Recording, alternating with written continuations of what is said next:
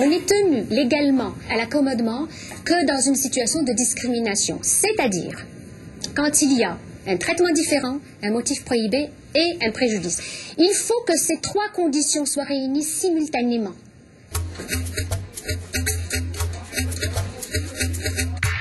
Dans la région de Lanaudière, la psychologue Rachida Azdouz de l'Université de Montréal expose à des enseignants et des formateurs les règles de l'accommodement raisonnable. Car dans le nouveau contexte de l'école laïque, cette question va immanquablement refaire surface.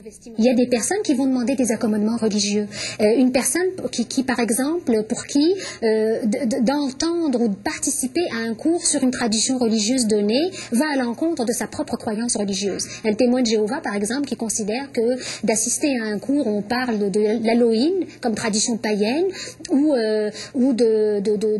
d'une conception religieuse, je ne sais pas moi, une tradition religieuse qui entre en conflit avec la sienne et qui veut être dispensée du cours. Donc ces personnes-là auront à faire face à des accommodements très souvent.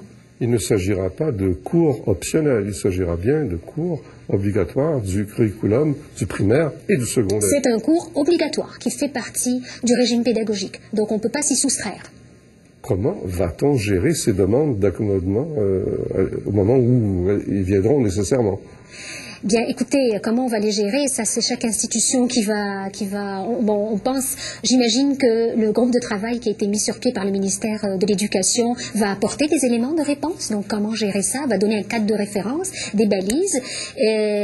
Ça relève de l'État, donc du ministère. Il y a des choses qui relèvent de l'établissement lui-même et il y a des choses qui relèvent directement du prof. Donc, dans sa gestion de classe, va être obligé de concilier deux choses. Son rôle, les apprentissages qu'il est obligé de transmettre, de s'assurer qu'un accommodement n'empêche pas un élève de bénéficier d'un apprentissage qui est obligatoire, qui est dans le régime pédagogique, mais en même temps, dans sa façon de transmettre les contenus, de ne pas porter de jugement de valeur sur une pratique ou une croyance religieuse, de ne pas trop mettre en évidence sa croyance à lui, et de ne pas non plus laisser un élève envahir la discussion avec ses dogmes et ses croyances.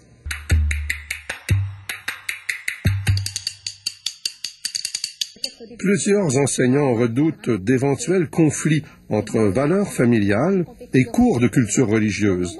Rachida Azdouz leur propose des arguments en faveur du pluralisme. Je pense à des musulmans, par exemple, qui disent pour nous, Jésus n'est pas le Fils de Dieu.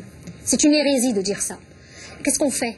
On ne peut pas ne pas parler du christianisme. C'est la tradition qui a fondé le Québec moderne. Donc, et on ne peut pas ne pas dire que selon la tradition judéo-chrétienne, Jésus est le Fils de Dieu.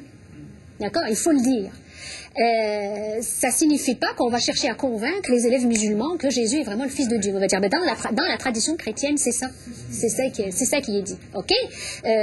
On sait que dans la religion musulmane, ce qui est dit, c'est que Jésus est un prophète comme un autre. Et on va le dire aussi. D'accord? Quand on va aborder l'islam. Des parents qui sont arc-boutés sur leur pratique religieuse ou sur une croyance comme ça très orthodoxe ne sont pas disposés à permettre à leur enfant de mieux cohabiter avec l'autre. Parce que, dans le fond, ce qu'ils transmettent à l'enfant, c'est que leur croyance religieuse est la seule, l'unique ou la meilleure. Et c'est là qu'intervient l'école. Et le rôle des intervenants scolaires, c'est d'apprendre à cet enfant à composer avec des enfants qui ont une autre croyance religieuse, mais qui est tout aussi légitime que la leur. Ou des enfants qui n'ont pas de croyance religieuse, et que cette position-là est tout aussi légitime.